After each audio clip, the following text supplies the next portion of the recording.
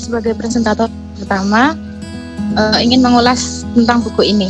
Jadi sebelum memasuki pada bab pertama, dalam buku itu membahas tentang perjalanan perdagangan Nabi Muhammad. Nah, perjalanan karir Nabi Muhammad itu dimulai sejak beliau masih kecil, yaitu pada usia 12 tahun. Lalu semakin dewasa maka semakin berkembang juga itu bisnisnya. Dan berikut ada tabel tentang perkembangan Nabi Muhammad di pada bisnisnya. Jadi dari umur masa kanak-kanak beliau itu dari umur 0 sampai 12 tahun, dan dari umur 12 tahun itu beliau udah mulai berdagang mengikuti pamannya, dan 12 sampai 37 tahun itu beliau mengembangkan bisnisnya, dan pada umur 37 tahun sampai 40 tahun itu masa-masa refleksi beliau, dan masa kerasulan itu berada di umur 40 sampai 63 tahun, yang mana dapat kita simpulkan bahwa dalam bagian tersebut hidup beliau lebih lama menghabiskan pada kegiatan perdagangan gitu. Next, Mbak.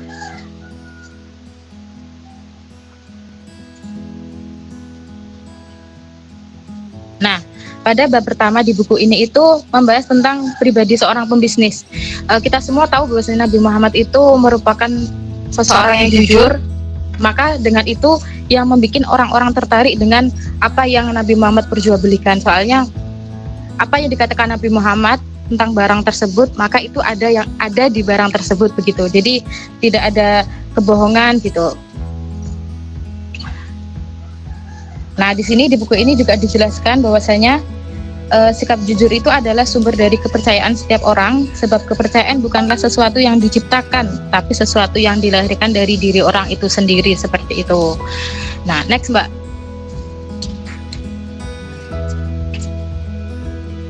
Nah, pada di sifat kedua tentang pribadi pembisnis itu di sini merupakan sifat yang amanah. Kita tahu amanah sendiri itu merupakan sifat yang dapat dipercaya, seperti itu, dapat dipercaya. Nah, kita kan tahu, kita pernah belajar tentang sifat-sifat Rasul di SD dulu. Nah, Rasul ini di sini dapat dipercaya karena apa yang dia katakan itu tidak akan mungkin dia ingkari, tidak akan mungkin beliau ingkari, maaf. Jadi di buku ini juga dikatakan jika kita dalam berdagang melibatkan pribadi yang amanah, itu sudah pasti tidak ada kerugian sama sekali. Bahkan akan mendapat berkah tak terduga, seperti itu. Next, Mbak.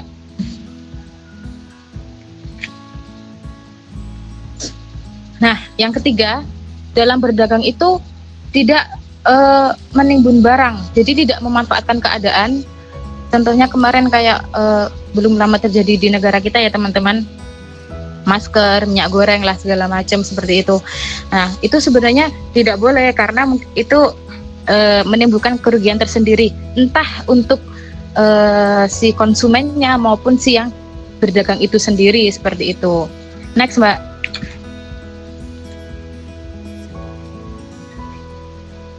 Nah, yang terakhir dalam bab 1, salah satu sifat seorang pembisnis itu dia membahas tentang pembisnis yang saleh. Jadi Nabi Muhammad itu memutuskan memilih berdagang dengan tekad mencurahkan sepenuhnya dan konsentrasi terhadap bidang yang ditekuninya gitu. Oleh karena itulah ia senantiasa berusaha melakukan yang terbaik, sehingga itulah yang membuat orang-orang itu tertarik dengan beliau gitu, tertarik untuk menjadi pelanggannya beliau, karena memang beliau itu ya itu jujur, amanah, dan bisa dipercaya. Maksudnya seperti itulah teman-teman, jadi nggak mungkin bohong gitu. Ya intinya seperti itu. Terima kasih. Selanjutnya akan dilanjutkan oleh pemateri yang kedua.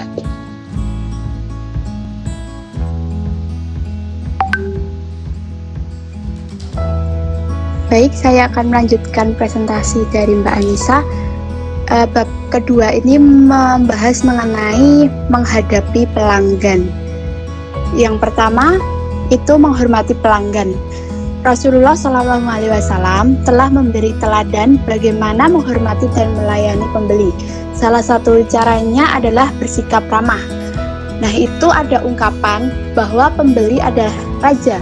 Agaknya perlu dimaknai lebih dalam. Jadi, seorang penjual adalah rakyat yang hendaknya menghormati sang raja, yaitu pembeli. Nah, contoh nyatanya dalam kehidupan sehari-hari itu bisa dicontohkan seorang pria parubaya yang datang ke showroom mobil. Nah, pria itu tuh menggunakan motor butut, pakaian lusuh, pakaian yang compang-camping, dekil. Nah, kayak gitu. Tetapi karyawan di sana tuh melihat pria itu tuh kayak nggak diperhatikan gitu. Kayak berpikir nggak mungkin pria parubaya itu membeli mobil-mobil di sini kayak gitu. Nah, ternyata setelah beberapa saat pria parubaya di depan showroom mobil itu, kemudian pria itu telepon seorang bisa dikatakan bosnya. Nah, itu tuh mau membeli semua mobil yang ada di showroom itu dan membeli showroom itu. Nah, si karyawan itu tuh tercengang bahwa pria yang berpakaian seperti itu tuh bisa membeli semua mobil yang ada di situ. Nah, itu bisa dapat disimpulkan bahwa jangan melihat orang dari covernya.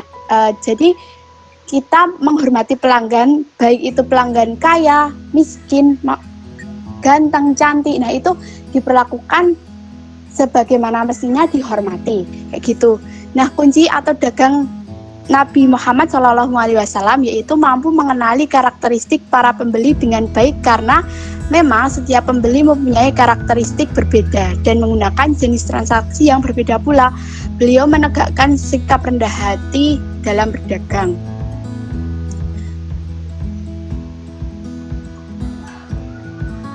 Yang selanjutnya adalah menepati janji. Nah, dalam berdagang itu pasti penting menepati janji kepada pembelinya. Nah, janji memang seharusnya tidak hanya menjadi sekadar yang diucapkan, tetapi berusaha untuk memenuhi janji itu. Berjanji tidaklah mudah mempermainkan ucapan insya Allah, apalagi dalam berbisnis dan memberi janji kepada pelanggan. Nah, insya Allah itu artinya jika Allah mengizinkan. Berarti kalau melibatkan Allah itu merupakan sebuah keseriusan, bukan ragu antara ya atau tidak. Nah, seringkali kan orang menyalahgunakan hal itu untuk mencari aman jika ingin menolak ajakan seseorang. Nah, kayak gitu. Nah, dalam berbisnis, berjanji itu juga penting. Berjanji kepada pelanggan harus ditepati juga. Memegang teguh menjaga apa yang dipercayakan dan menepati janji sangatlah berperan penting dalam berbisnis. Kepuasan pelanggan dan mitra bisnis terletak pada bagaimana pelaku bisnis itu memperlakukannya. Bisnis dalam bidang jasa atau barang, keduanya tetap mempersyaratkan adanya interaksi dengan orang lain.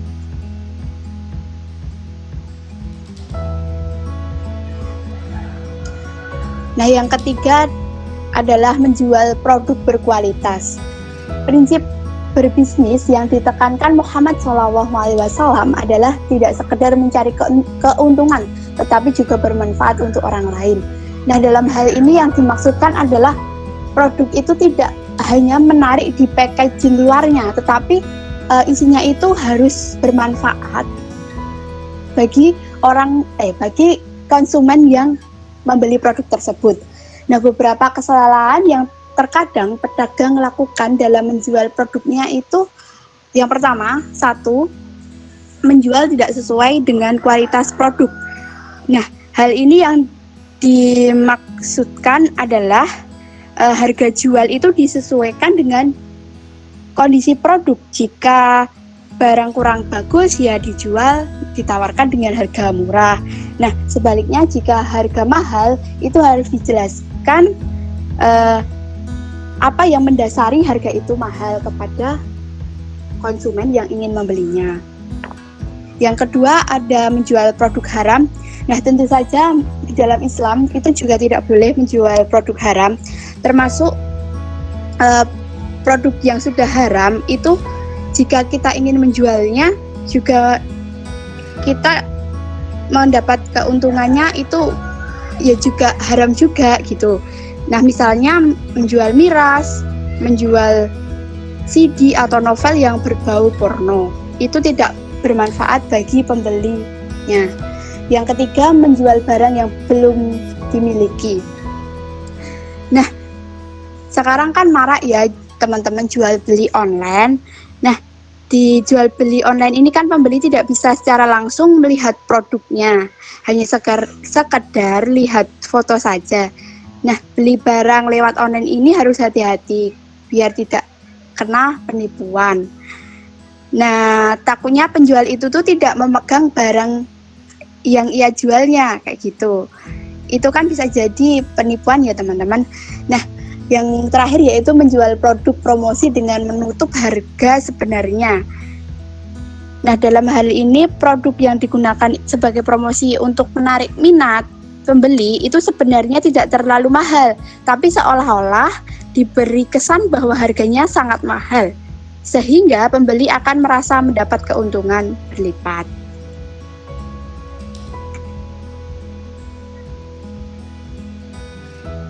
Pembahasan yang terakhir yaitu marah yang berkelas. Tonggak yang dipakai dalam menjalankan usaha adalah kerendah hatian, sehingga dalam menghadapi pembeli dengan karakteristik yang berbeda pasti akan berusaha mengerem tindakan yang kurang menguntungkan. Nah, pastinya dalam berdagang itu kadang aktivitas yang melelahkan. Apalagi dalam satu hari penjual menghadapi pembeli yang karakteristiknya berbeda-beda ya teman-teman. Nah, dalam kondisi lelah seseorang itu mudah emosi. Misal menghadapi pembeli yang cerewet, kebanyakan sewot, itulah mengapa kita perlu kerendahan hatian dalam berdagang. Sekian dari saya, akan dilanjutkan oleh presentator selanjutnya. Terima kasih. Terima kasih. Selanjutnya, marketing hebat ala Rasulullah yang selanjutnya adalah mengayomi karyawan. Nah, ini mengapa sih kita itu sebagai seorang pengusaha perlu untuk mengayomi karyawan? Karena karyawan ini orang yang berinteraksi langsung dengan pelanggan. Ketika karyawan itu tidak disiplin, tidak jujur ataupun tidak ramah, nah ini nanti pemilik usaha ini secara tidak langsung akan dinotis oleh pelanggannya memiliki sifat yang sama dengan karyawan itu. Dan di sini karena karyawan itu merupakan cerminan dari seorang pengusaha, maka menghargai karyawan sebagaimana menghargai diri sendiri sebagai pengusaha itu sangatlah penting. Nah, di sini ada beberapa cara untuk mengayomi karyawan. Itu pertama dengan membayar gaji karyawan tepat waktu. Nah, setiap hak itu pasti ada kewajiban. Karyawan memiliki kewajiban untuk menyelesaikan tugasnya. Di sini karyawan juga memiliki hak untuk menerima gajinya. Dibayar gaji tepat waktu itu penting karena menyangkut kesejahteraan karyawan dan keluarganya bagi yang sudah punya keluarga. Memang ada beberapa hadis yang menyebutkan bahwa harus membayar gaji sebelum keringatnya kering ya. Namun karena hukum itu berjalan sesuai zaman, ada adat yang membayar gaji sebulan sekali, seminggu sekali. Nah, itu diperbolehkan dengan syarat apa? Dengan syarat memang sebelumnya di awal pekerjaannya itu sudah ada kesepakatan antara karyawan dan pemilik usaha dalam hal waktu membayar gaji. Nah, di sini ada beberapa kebiasaan seorang majikan yang harus dihindari, yaitu pertama tidak membayar gaji kepada karyawannya. Yang kedua, telat atau sengaja menunda membayar gaji. Yang ketiga, memotong gaji. Dan di sini ketiga kebiasaan majikan ini itu bisa dihindari dengan salah satunya yaitu dengan tafakur diri. Seorang pengusaha, seorang pebisnis itu harus merasa bahwa dirinya itu merasa bahwa dirinya itu juga pernah menjadi seorang karyawan, ya. Juga harus tafakur tentang bahwa seandainya yaitu memiliki seandainya dia itu menjadi karyawan seperti itu yang tidak digaji, yang telat digajinya, yang motong gajinya, apakah dia mau? Kan gitu ya, harus tafakur. Seorang pebisnis harus bisa tafakur. Ada sedikit catatan, boleh telat ataupun memotong gaji karyawan dengan syarat ada alasan dan latar belakang yang dapat dibenarkan. Misalnya karyawan itu lalai dalam pekerjaannya atau bolos dalam pekerjaannya dan lain sebagainya. Lalu selanjutnya ada sikap-sikap seorang pebisnis yang harus dilihat,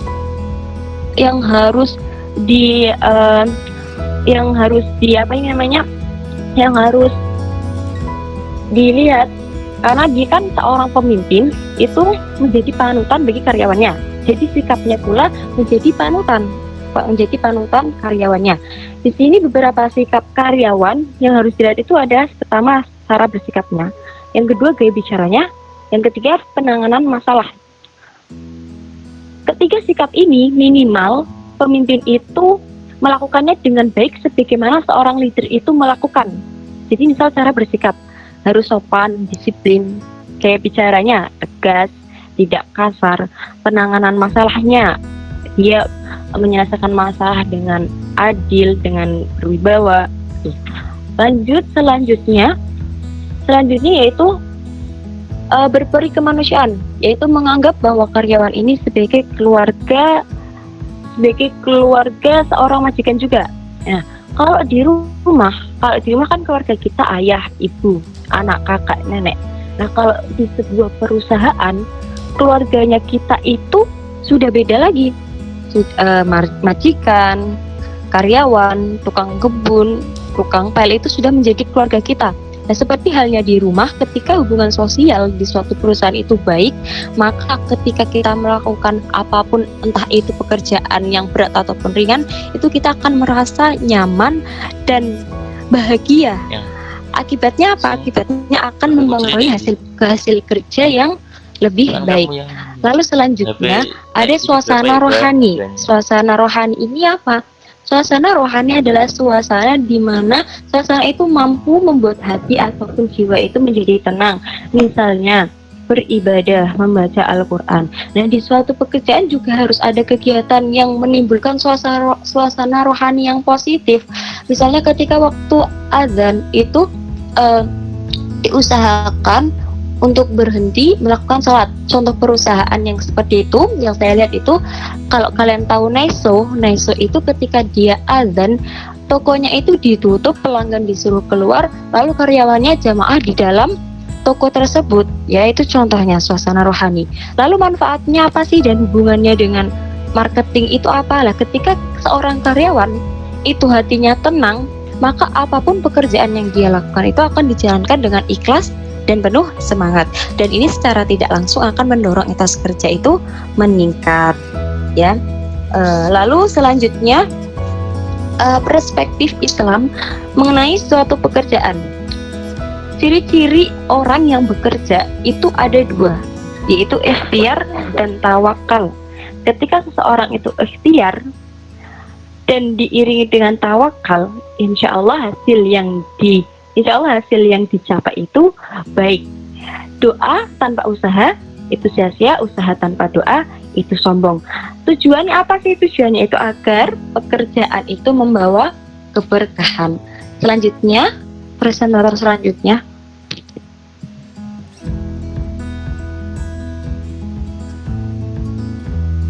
Baik, di sini saya ingin melanjutkan, yaitu menghadapi pesaing. Nah, kita tidak boleh menjelek-jelekan bisnis orang lain. Pada saat ini, pesaing dengan modal masih saja berkembang. Persaingan memang dirasa semakin sengit jika terjadi pada penjual yang notabene itu menjual barang dagangannya yang sama. Nah, adapun sifat iri kemudian akan menghalalkan berbagai cara, termasuk menyebarkan isu-isu menjelekan orang lain.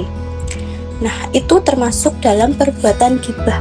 Ghibah itu juga disebut ejekan, karena sedikit sekali orang yang lidahnya dapat selamat dari cela dan cerca. Nah, ungkapan lidah bersenjatakan ucapan saja sudah cukup melukai sasaran. Kekuatan ucapan memang masih tak tergantikan pada sampai saat ini. Jika menggunakan metode much by much, yaitu iklan yang menggunakan atau menimbulkan suara, berkisah dari seorang pengalaman orang lain yang efeknya ditimbulkan lebih membekas dan bisa menjadi lebih banyak yang tertarik. Itulah kelebihan menggunakan mulut atau ucapan sebagai sebuah promosi. Lalu menyebarkan fitnah untuk menjelek-jelekan bisnis orang lain sering kali terjadi di sekitaran kita. Saat ini bisa merambat begitu cepat melalui media sosial. Nah, di mana informasi apapun di dalam itu, entah fitnah ataupun kebenaran, akan begitu cepat menyebar. Adapun beberapa bisnis yang tiba-tiba gulung tikar karena tidak lagi dipercaya oleh pelanggan yang telah termakan isu atau fitnah. Next, Mbak.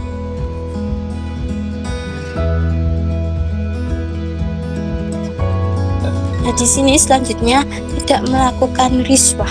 Nah, riswah ini seringkali dikaitkan sebagai tindakan suap menyuap atau sogok menyogok. Nah, perilaku ini muncul dari pemikiran dan keinginan seseorang yang ingin memperoleh sesuatu hal dengan cara sogok menyogok atau suap menyuap. Perilaku riswah ini di bidang bisnis sangat beragam dan tidak bisa dipastikan secara pasti. Next, Mbak.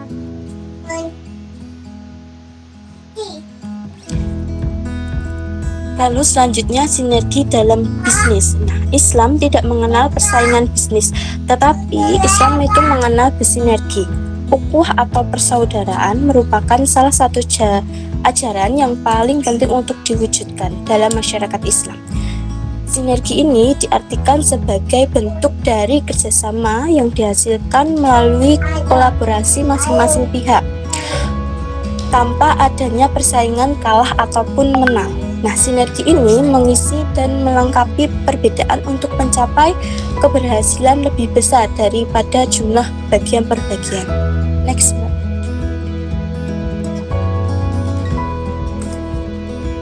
Nah, selanjutnya ada persaingan curang. Nah, di sini ada dua persaingan curang. Yang pertama ada sengaja menyaingi, lalu yang kedua itu mematikan penjual lainnya. Nah, persaing curang yang seringkali dilakukan oleh pengusaha tujuannya dari awal mengadakan persaingan, sama saja bermain api. Niat yang seperti ini telah dilarang oleh Rasulullah SAW karena selain merugikan orang lain juga merugikan dirinya sendiri. Misalnya saja, ada seseorang membuka toko agar tokonya yang selama ini menjadi ramai, menjadi sepi pembeli, kemudian ia menjual barang dagangannya dengan harga dengan barang dagangannya yang sama. Hal semacam itu dapat dikategorikan sebagai penyaingan penjual lain dan termasuk cara curang yang dilarang oleh Rasulullah. Next, Mbak. Lalu yang kedua itu mematikan penjual lain. Nah, di sini tujuannya berbisnis dengan cara ini agar membuat pesaing itu gulung tikar. Misalnya saja melakukan praktik banting harga. Nah, di sini pastikan orang kalau harga yang paling murah itu pasti banyak peminatnya, ya kan? Nah, di sini tujuannya untuk mematikan harga pasaran. Praktik ini dilakukan agar pembeli datang ke tokonya dan penjual lainnya merasa kelabakan karena semua pembelinya pindah ke toko yang lebih murah. Next, Mbak.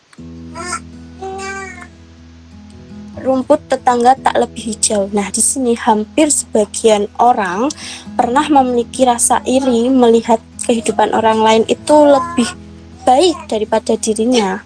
Padahal perasaan iri tersebut jika diartikan dalam hal positif bertujuan memotivasi dirinya untuk menjadi lebih baik dari yang sebelumnya, lalu meningkatkan kualitas dirinya, berusaha melakukan yang lebih baik. Dapat dikategorikan bahwa perasaan iri itu mengalir ke arah yang benar. Lalu sebaliknya, jika perasaan iri itu ke hal-hal yang negatif, misalnya saja berkata kasar, mengolok-olok, membenci, bahkan berusaha mencelakai dan menjatuhkan target. Nah, untuk bisa menikmati dan mensyukuri kehidupan, salah satunya yaitu bisa melakukan hal-hal yang positif. Mensyukuri bahwa apapun yang telah kita peroleh, apapun yang telah kita dapatkan, kita harus bersyukur dengan pemberian Allah Subhanahu wa Ta'ala. Cukup sekian dari saya, selanjutnya akan dipresentasikan oleh pemateri selanjutnya.